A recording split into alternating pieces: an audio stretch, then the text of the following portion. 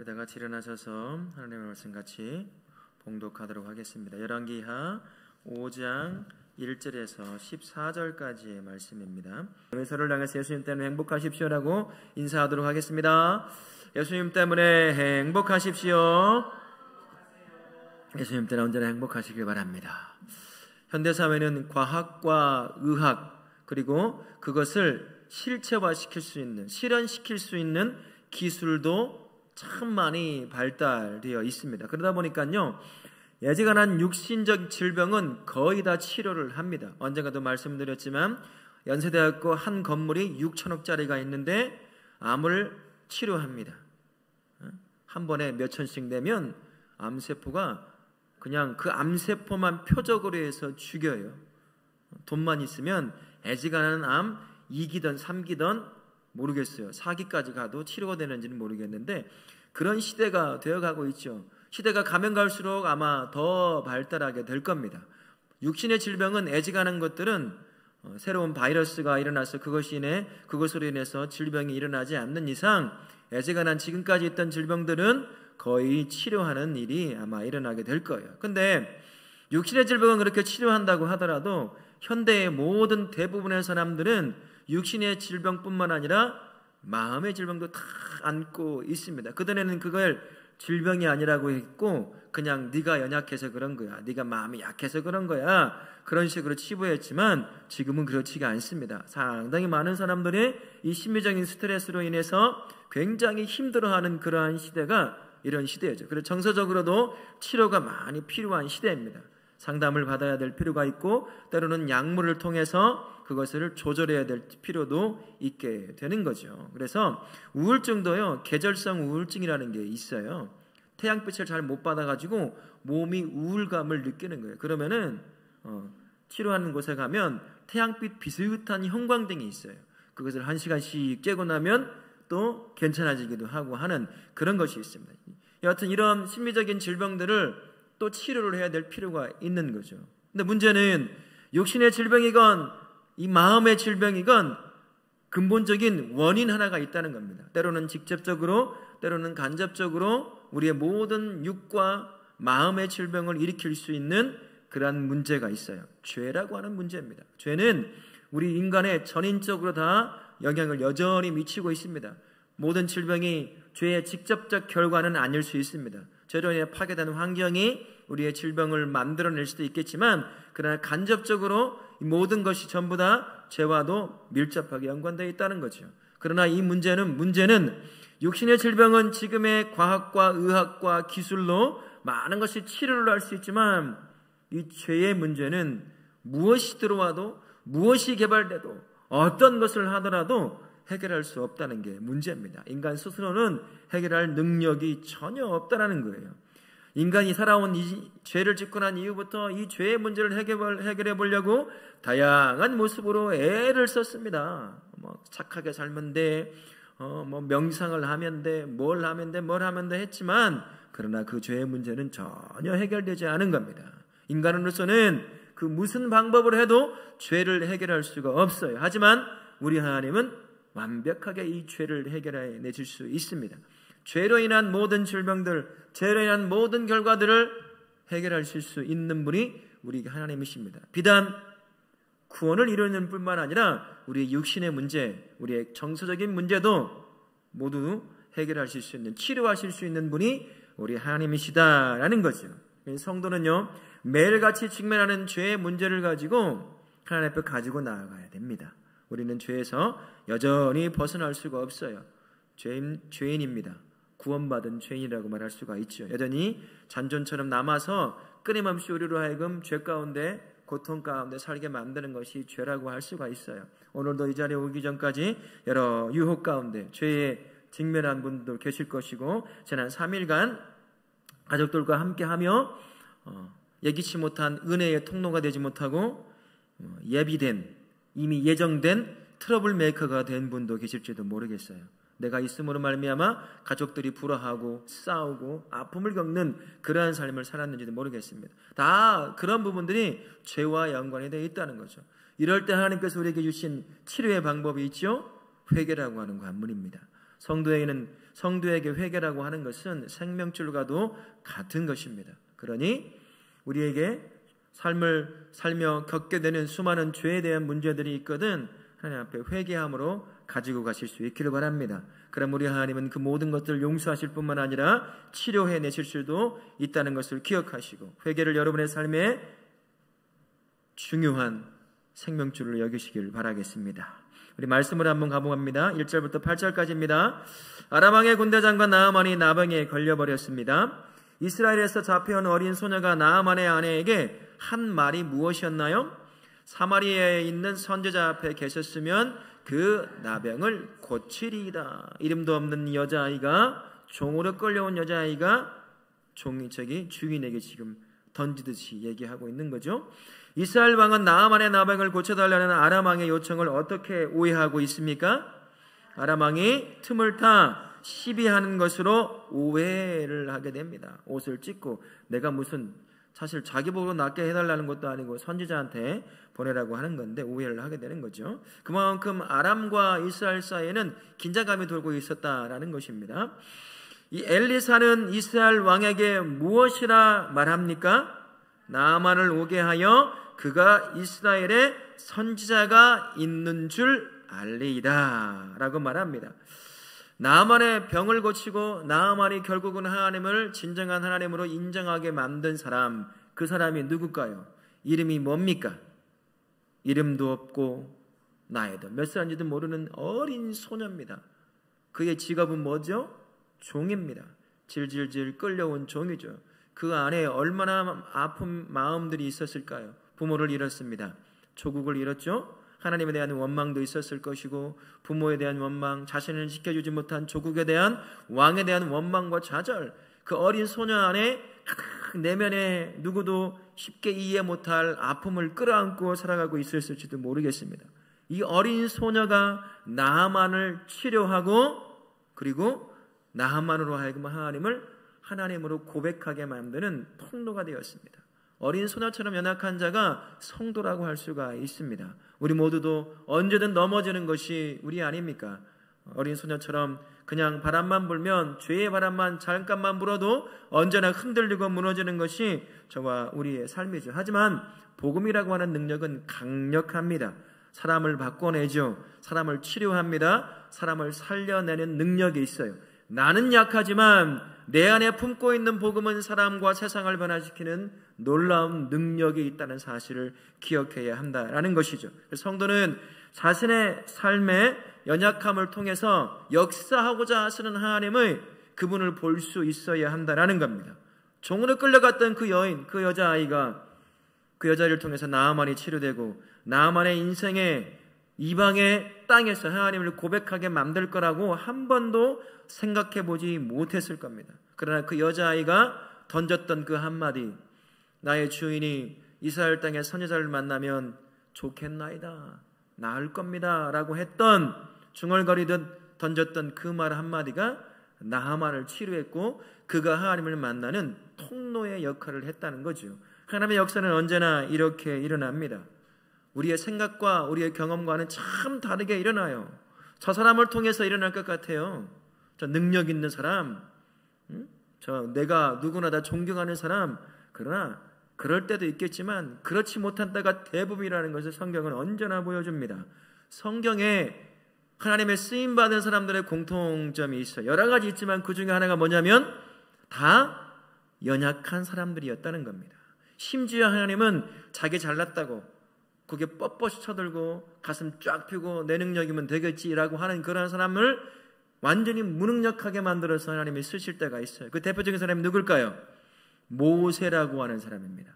40년 동안 애굽에서 최고로 준비된 사람, 본인이 그렇고 다른 사람이 봤을 때도 그렇고 누가 봐도 하나님의 뜻을 받들어 역사를 이룰 만한 준비가 된 최고의 나이대에 올라서 있는 그 모세였습니다.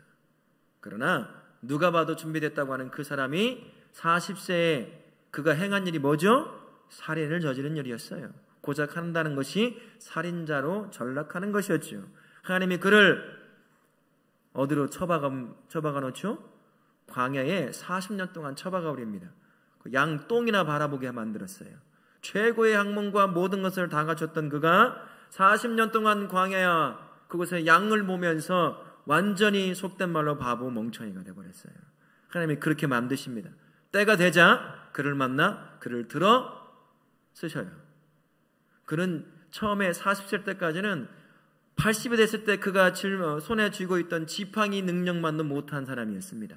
고작 사람 죽이는 능력밖에 없는 사람이었지요. 하나님이 그를 들어 쓰지 않았습니다. 광야를 쳐박아서 완전히 무능하게 해서 그의 손에 지팡이를 들려줬어요. 지팡이를 통해 역사합니다. 그리고 끌고 가는 거예요, 백성들을요. 하나님이 그렇게 역사하십니다. 하나님은 사람의 강점을 두고 역사하실 때도 있겠지만, 그러나 성경을 보면, 그리고 기독교의 역사를 보면 가장 연약한 자라고 고백하는 그 사람의 연약함을 통해 역사하는 것을 어렵지 않게 바라볼 수 있는 거죠. 그러니 성도라고 하는 사람은 자신이 가지고 있는 연약함이 있어요. 누구에게 말하고 싶지 않은 아픔을 갖고 있는 사람도 있습니다.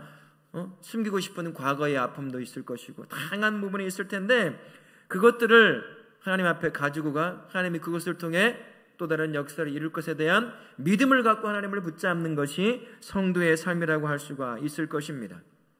그래서 성도는 연약함을 두고 부끄러워할 필요가 없는 거예요. 그것을 하나님 앞에 내려놓으면 되는 것입니다. 왜 하나님께서 우리의 연약함을 가지고 일을 하려고 하실까요? 그래야 우리의 가지고 있는 능력이 최대치로 발휘해서 얻을 수 있는 결과와 하나님이 잠깐 역사에서 얻을 수 있는 결과치가 같을까요? 틀릴까요? 완벽히 틀립니다. 내가 가지고 있는 경험, 지식, 능력 가지고 하면 그것 죽었다 깨나서 얻어도 그것밖에 못 얻어요. 하지만 우리 하나님이 나의 연약함을 통해 역사하면 하나님이 이루시고자 하시는 것, 내가 기대하지도 않았던 것을 이루시는 역사가 일어난다라는 거죠. 그래서 우리의 연약함은 하나님의 능력이 발현되는 통로가 되는 것이다. 그러니 우리는 그 연약함을 부끄러워할 필요가 없어요. 사람들에게 내놓으면 부끄럽고 손가락질 당할 수도 있겠지만, 그런 것이라고 한다면 사람에게 얘기할 필요가 없죠. 하나님 앞에 가지고 가면 돼요. 하나님, 내가 이렇습니다. 나의 삶의 아픔이 이렇습니다. 내 과거가 이렇습니다. 지금의 나의 모습이 이렇습니다. 주님, 무엇을 하시려 합니까? 라고 주님께 내어놓으면 되는 겁니다. 그러니 우리 성도님들 연약함 가지고 계십니까?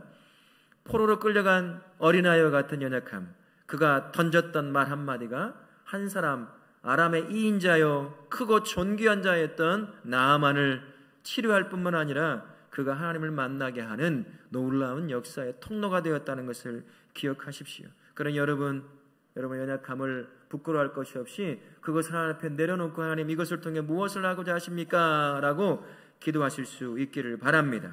고린도후서 12장 9절 말씀에 보면 바울이 이렇게 얘기합니다. 우리 같이 한번 읽어볼까요? 12장 9절 말씀입니다. 같이 시작. 나에게 이르시기를 내 은혜가 내게 족하도다 심이라 하신지라. 그러므로 도리어 크게 기뻐함으로 나의 여러 약한 것들에 대하여 자랑하리니 이는 그리스도의 능력이 내게 머물게 하려 함이라. 숨기는 것뿐만 아니라 여러분의 연약함을 자랑하십시오. 나같이 연약한 자가, 죄인이 하나님의 은혜 가운데 구원을 누리는 존재가 되었다는 것, 그리고 나의 연약함에 하나님이 역사하시면서 이렇게 내 삶을 통해 하나님이 이런 역사를 이루셨다, 바로 그렇게 바울이 그랬던 것처럼 여러분의 연약함을 자랑하실 수 있기를 바라겠습니다. 9절부터 14절 말씀 봅니다. 나아만이 엘리사의 집 앞에 도착합니다. 요단강에 몸을 씻으라는 엘리사의 말에 나아만이 분노한 이유가 무엇이죠? 엘리사가 직접 나오지 않았고 요단강에 몸을 담그라고 했기 때문이에요. 그러면 나아만의 종들은 이런 나아만을 향해 어떤 말로 주인 나아만을 설득하죠? 선지자가 요구했어도 했을 터인데 씻어서 깨끗하게 되라는데 못할 것이 뭡니까? 라고 얘기합니다. 선지자의 말에 순종한 나아만은 어떻게 되었죠?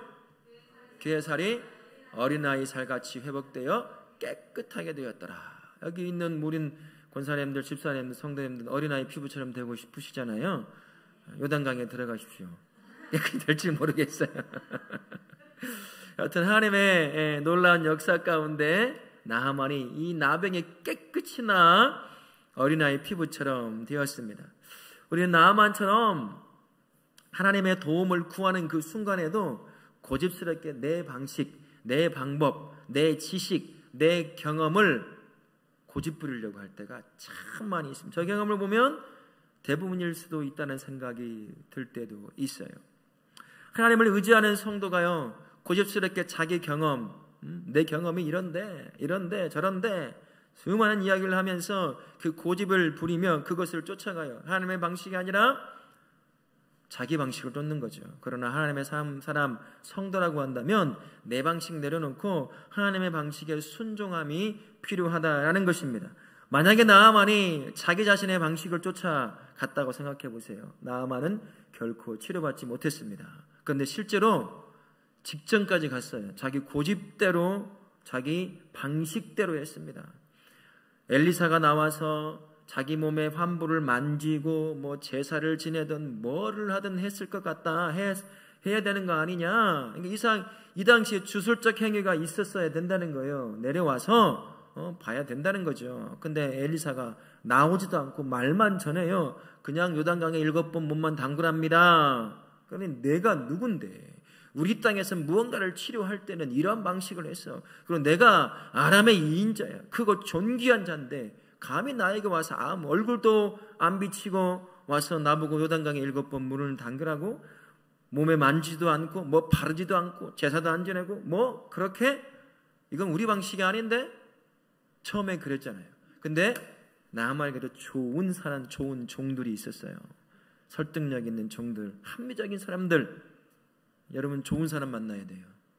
어딜 가든 자식들을 위해서 기도할 때도 좋은 사람 만나기 위해서 꼭 기도하십시오. 나는 안 돼도요, 좋은 사람 만나면 나를 글로 이끌어가요. 되게 만듭니다, 하나님이. 그래서 여러분의 자식들에게 좋은 대학 돈 잘 벌라고 기도하는 것보다도 좋은 사람 만나게, 예비한 사람 만나게, 어디든 고개를 돌려도 하나님이 예비한 사람 만나면 그 사람이 안 믿는 사람들 상관없어요. 하나님이 그 사람을 통해서 자식을 이끌어갑니다. 그래서 좋은 사람 만나요. 나아만에겐 좋은 종들이 있었어요. 주인이시오. 설득을 하는 거죠. 근데 또 이 사람은 궁핍한지라, 심령이 가난한지라 나아만이 듣습니다. 그리고 요단강에 들어가죠. 요단강이 별로 좋지 않아요. 그냥 강이라는 이름이 붙었을 뿐이지 가장 넓어야 폭이 그냥 한 30m 정도, 낮은 것은 막 무릎도 안 올라올 정도로 그렇게 되고, 우기철에는 정말 막 폭이 1점 몇 킬로 정도 넓을 정도로 그렇게 된다고 하더라고요. 그러니까 지금 이런 철에 가면 쫄쫄 흐르는 색강과 같은 데가 많이 있다는 거예요. 자기가 봤을 때 우리 땅 아람에 가면 더 좋은 강이 있는데, 물도 탁하고 우리 강에 가면 더 깨끗하고 물고기가 보일 정도로 그렇게 좋은 물이 있는데 이 탁한 요단강에 들어가려고 하느냐. 내 방식이 안 맞다는 거죠. 근데 결국 설득당해 순종합니다. 그리고 깨끗이 치료되는 역사가 있어요. 이게 바로 하나님께서 성도의 삶에서 행하시는 역사적 방법이라고 할 수가 있어요. 전능하신 하나님이 행하실 때 가장 최고의 결과를 얻을 수가 있기 때문입니다. 그래서 하나님의 방식에 순종하는 마음이 필요한 겁니다. 고린도전서 1장 25절에 바울이 이렇게 얘기합니다.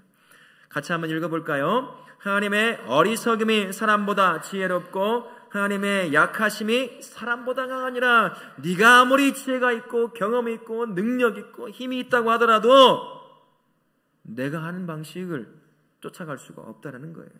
네가 해야 될 것은 그건 내려놓고 내가 하는 방식에 쫓아오는 것이 네가 해야 될 것이다. 그 얘기를 하고 있는 겁니다. 우리 하나님은 전지하신 분이시잖아요. 나의 과거와 현재와 미래를 전부 다 알고 계시는 분이에요. 어디로 가야 될지, 무엇을 해야 될지, 무슨 만남을 겪어야 될지, 무엇을 다 알고 계시는 분이에요. 그리고 심지어 그것을 알고 계신 것을 행할 수 있는 능력까지도 가지고 계신 분이에요. 전능하신 분이십니다. 우리는 계획을 세워도 내 계획대로 갈 때가 거의 없어요. 거의 없어요. 내가 촘촘하게 계획을 세워가도요 못 갑니다. 하루가 멀다 하고 바뀌는 게 나거든요. 환경이거든요. 그러나 우리 하나님은 자신이 계획하신 것 그 계획대로 이루어낼 차고 넘치는 능력을 가지고 계신 분이죠. 그래서 그 하나님이 내 삶에 자신의 방식으로 역사하면 내가 얻을 수 없는 것을 하나님은 얻게 만드신다는 거예요. 그래서 하나님의 방식을 쫓아가는 것이 성도가 살아야 할 방식이라는 거죠. 수많은 사람들이 지금껏 자기 나름의 구원을 이루려고 얼마나 많은 노력을 했습니까? 이름만 다를 뿐이죠. 다 구원이에요. 돈 많이 버는 것도, 건강하게 사는 것도, 자식 많이 잘 기르는 것도 나름의 구원의 방식이에요. 인류가 죄 짓고 난 뒤에 모든 사람이 그렇게 살아왔습니다. 그러나 단 한 명도 스스로 구원을 이룬 사람은 한 명도 없어요. 왜 그렇죠? 사람은 능력이 없어요. 할 수 있는 능력이 없습니다. 그러나 우리 하나님은 단 한 번의 구원의 계획을 완벽하게 이루신 분이에요. 본인 스스로 0.0001의 오차도 없이 완벽하게 이루시는 분, 그분이 우리 하나님이신 줄로 믿습니다. 우리는 끊임없이 실패하지만 우리 하나님은 끊임없이 성공하시는 분입니다. 예가 되시는 분이셔요. 그래서 그분이 하시는 방식에 우리의 삶을 맞춰가는 것, 그게 성도가 가야 될 길이다라는 거죠. 수많은 문제들 우리 앞에 놓여 있지요. 나름의 여러 번의 방식들을 가지고 한 번쯤 성공해보면 그것이 맞는 것처럼 또 적용해보고 또 적용해보지만 그게 그렇게 되지는 않는다는 것을 여러분이 삶을 통해 경험해 보셨을 것입니다. 그러니 하나님의 방식에 순종하려고 하는 마음이 필요한 거예요. 하나님, 내 방식대로 고집하는 어리석음을 범하지 않게 도와주십시오. 내가 하나님의 방식을 쫓아갈 순종할 믿음을 주시기를 원합니다 라고 기도하실 수 있기를 바랍니다. 나아만은 얼굴도 비춰주지 않은 엘리사에게 입에서 나온 그 하나님의 말씀, 요단강에 들어가 7번 몸을 씻으라 라고 하는 말 같지도 않은 그 말을 처음에는 거부했지만 순종해서 그 요단강에 들어갑니다. 나병 환자들은 물이 닿으면 안 되잖아요. 손이 썩으면 떨어져 나간다고 하더라고요. 저는 직접 보지는 못했어요. 코가 떨어지고 귀가 떨어진다고 하더라고요. 밥을 하면 손가락이 나오기도 한다는 거예요. 자기도 모르는 사이에 떨어져가지고요. 그 밥 안에서. 그런 거예요. 그런데 자기를 요단강에 7번 들어가요. 온 몸이 다 녹아내리라는 얘기가 같은 거잖아요. 처음에. 그죠? 합리적으로 생각하면 안 들어가는 게 맞는 것 같아요. 하지만 그는 그 하나님의 방식, 내 방식과는 전혀 어울리지 않는 그 하나님의 방식을 순종해서 요단강에 들어갔어요. 그가 기대하지도 않았던 것, 썩은 무이 잠깐 썩지 않게만 만들어줄 정도가 아니라 어린아이 피부처럼 변하고 치료되는 역사를 경험한 거죠. 하나님이 성도에게도 지금 그걸 요구하십니다. 순종을 요구하셔요. 내 방식을 쫓아오라는 거죠. 하나님의 계획을 쫓아오라는 거예요. 네 고집, 네 계획, 네 경험 자꾸 고집하며 그거 붙잡고 쫓아가지 말고 내가 너를 향해 가지고 있는 방식, 그 계획에 순종하며 오라는 겁니다. 왜 하나님은 우리에게 지금도 자신의 방식에 순종하며 오라고 요구하시는 거겠어요? 순종은요, 성도의 삶에서 하나님을 하나님으로 인정하는 믿음의 고백이에요. 내가 진짜 믿는다면 그가 전한 한마디의 말도 놓치지 않고 우린 쫓아갈 겁니다. 근데 못 믿으니까 못 가는 거예요. 순종 못하는 거예요. 하나님으로 인정하지 못하는 거죠. 그러니 그분의 방식을 보니까 합리적이지 않아요. 내 경험과 안 맞아요. 못 믿겠는 거예요. 그러니 순종이 되겠습니까? 안 되는 거죠. 뭐 저라고 다르겠어요? 기도 자리 가서 끙끙 앓는 수밖에 없어요. 그 과정을 겪어야 되더라고요. 그렇지 않으면 한 번의 순종이 일어나기가 참 힘들다는 것을 많이 경험을 해요. 이 안에 있는 것들을 자꾸 하고 싶은 게 있어요. 나는 이렇게 하면 마음도 시원하고 해결도 되고 내가 원하는 대로 될 것 같은데 하나님은 그게 아닌 것을 자꾸 이 사람 저 사람 또는 내 안에 주실 때가 있어요. 내려놓는 작업이 정말 힘들어요. 이게 내 방식을 내려놓는 게. 하나님의 방식은 또 내가 원하는 때에 이루어지지도 않아요. 하나님이 원하는 때에 이루어져요. 그러니 내 방식 내려놓아야죠. 하나님의 때를 기다려야죠. 우리같이 승질 급한 사람들이 어떻게 그걸 기다릴 수 있겠어요? 못 기다려요. 그러니까 순종이 안 돼요. 내 방식 그대로 가지고 와요. 그래서 잘 되면 하나님의 응답했다고 박수치다가 내 방식대로 안 되면 하나님이 있네 없네 사랑하네 사랑하지 않네 그건 하나님을 원망하며 나아가는 거죠. 이게 우리의 삶의 계속된 반복 아닙니까? 그러나 지금 나아만을 통해서 우리에게 가르쳐줘요. 하나님의 방식을 쫓아가라는 거죠. 네 방식 말고 네가 하고 있는 방식이 하나님의 방식인지 하나님의 계획인지 점검하라는 거예요. 나아만처럼 처음엔 자기 방식을 쫓아가려고 했다도 들려오는 하나님의 음성이 있으면 점검하고 내려놓을 것이 있으면 내려놓는 거죠. 포기해요. 나아만 포기했습니다. 아람의 2인자면 뭐해요?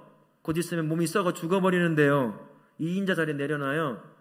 요단강 들어가려면 그가 차고 있던 칼, 창, 갑옷 다 벗어야 돼요? 안 벗어야 돼요? 언제 와서 누가 죽일지 몰라요. 다 벗어야 됐어요. 그죠?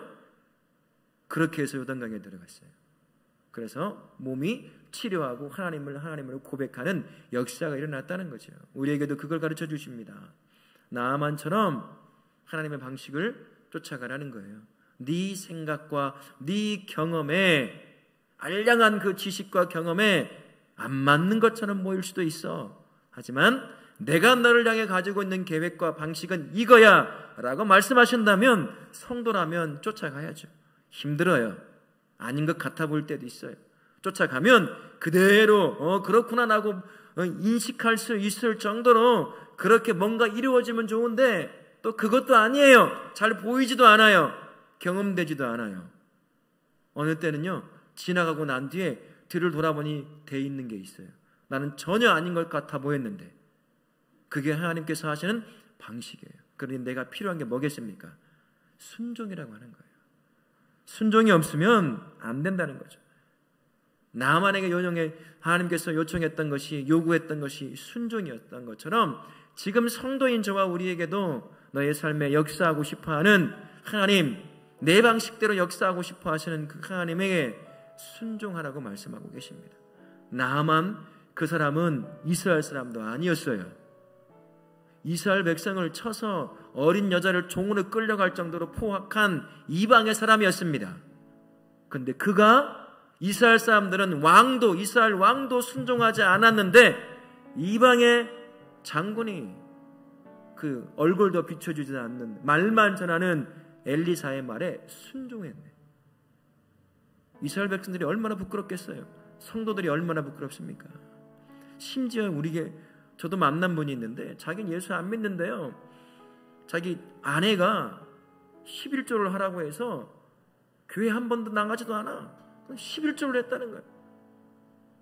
근데 하나님의 복을 내려주시다는 거예요. 이게 뭔 꼴이에요 이게? 예? 이런 일도 있더라고요. 안 믿는 나아만이 말도 안 되는 것 같은 하나님의 방식, 그도 믿고 순종하니까 하나님의 역사를 경험하고 그분이 살아계심을 입으로 고백하는 역사가 일어났습니다. 우리는 하나님을 안다고 말하잖아요. 하나님과 동행한다고 말하는 성도 아닙니까? 쉽지 않죠. 인간이니까, 언약함이니까. 그러나 지금 하나님이 우리 삶에 요구하는 건 순종이라는 사실을 기억하십시오. 내가 원하는 방식이 아닐 수 있어요. 내가 걸어왔던 삶의 방향이 아닐 수도 있습니다. 내가 원했던 방향이 아닐 수도 있어요. 근데 그건 중요치 않다는 거죠. 우리 하나님이 나를 이끌어가고자 원하시는 방식이라는 것이 중요한 거예요. 그래서 그것을 깨닫고 하나님의 인도하심이 있다고 한다면 순종으로 쫓아가실 수 있기를 바랍니다. 순종하는 자가 그 방식 가운데 구원의 은혜를 누릴 줄로 믿습니다. 하나님의 방식을 순종하는 자가 그 가운데 이룰 수 있는 회복의 은혜를 누릴 줄로 믿습니다. 하나님의 방식을 순종하는 자가 그 가운데 주시는 복을 누릴 줄로 믿습니다. 저와 우리 모든 다울학교 성도님들은 하나님의 방식에 순종함으로 그 방식을 쫓아 순종하는 자만이 누릴 수 있는 구원과 회복과 복을 풍성히 누리시기를 예수님의 이름으로 축원합니다. 아멘.